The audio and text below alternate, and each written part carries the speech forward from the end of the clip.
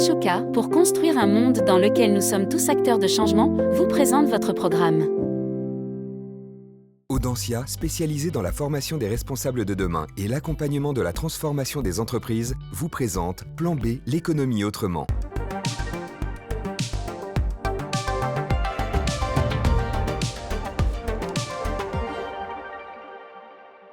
Saviez-vous que 12 plantes à peine garantissent les 3/4 de l'apport nutritionnel mondial ? Qu'en Europe, 90% des variétés agricoles traditionnelles ne sont plus cultivées ? Et qu'en France, 95% des fruits et légumes vendus, même bio, sont issus de semences hybrides F1 créées en laboratoire ? Bonjour et bienvenue dans Plan B, l'économie autrement. Le problème, c'est que le marché mondial des semences, 40 milliards de dollars, est dominé par 4 géants de la chimie. Une concentration qui nuit à la biodiversité, les graines en circulation sont de moins en moins variées et sont la propriété exclusive de ces industriels. Certains agriculteurs ont décidé de faire autrement, c'est le cas près de Rouen. Les graines du changement. Aujourd'hui, Simon Bridonneau apporte 25 kg de blés anciens à Olivier Navet. Un échantillon des 150 variétés paysannes conservées par son association. Ah, je t'ai amené du mélange anglo-normand. Ouais. C'est joli. L'échange est gratuit, car seules les semences industrielles sont commercialisables auprès des professionnels.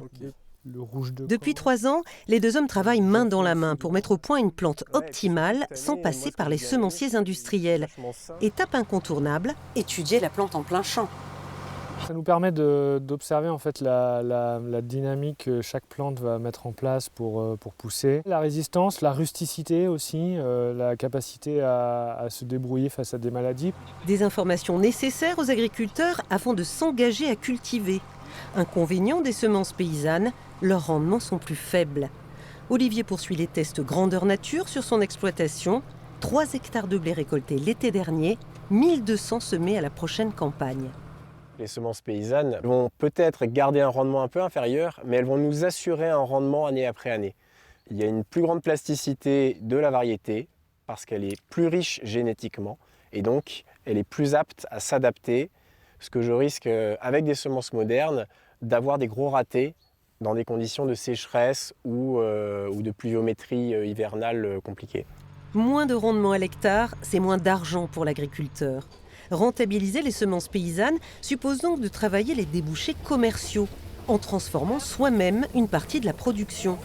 Comme ce paysan boulanger en Normandie qui fait du pain avec son blé. Collecter du blé de semences paysannes, il n'y a pas beaucoup de volume. Les transformer, il n'y a pas beaucoup de volume. Ensuite, les vendre, il y a de moins en moins d'acheteurs parce qu'on subit une crise du bio dans les grandes surfaces et dans les magasins spécialisés. Je ne concevais pas cultiver des semences paysannes sans aller jusqu'au bout en fait.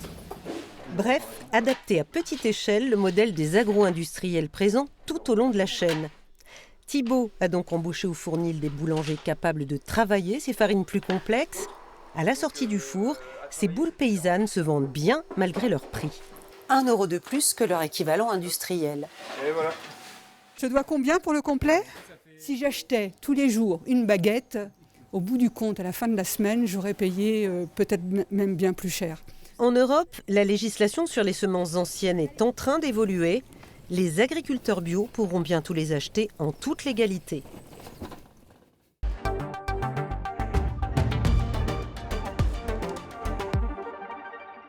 Pourquoi les semences industrielles ont-elles pris le pas sur les semences paysannes ? L'objectif, c'était clairement d'amener l'agriculture vers plus de production, plus de science dans les pratiques agronomiques. D'approvisionner en masse des filières qui deviennent de plus en plus standards. On veut aucune variabilité, on veut des critères extrêmement précis. Dans ce schéma-là, c'est sûr que les semences paysannes, c'est beaucoup plus compliqué à intégrer. En termes de sécurité sanitaire, les semences industrielles sont-elles plus sûres ?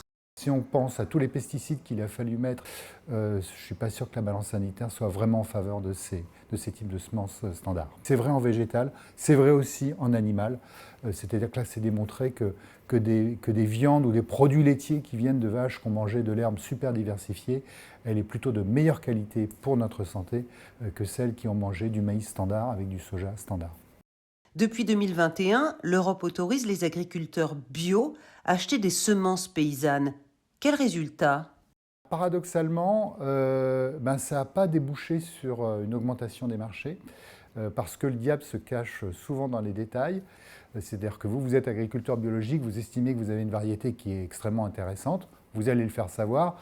Après, si on vous demande de tenir le catalogue de tous ceux à qui vous avez vendu, le suivi, les exigences administratives là-dessus, et là, c'est clairement un autre métier. Il y a des lobbies qui interviennent, et à Bruxelles, il est clair que le lobby des semenciers a tellement plus de moyens que celui des agriculteurs paysans qu'il n'y a pas photo.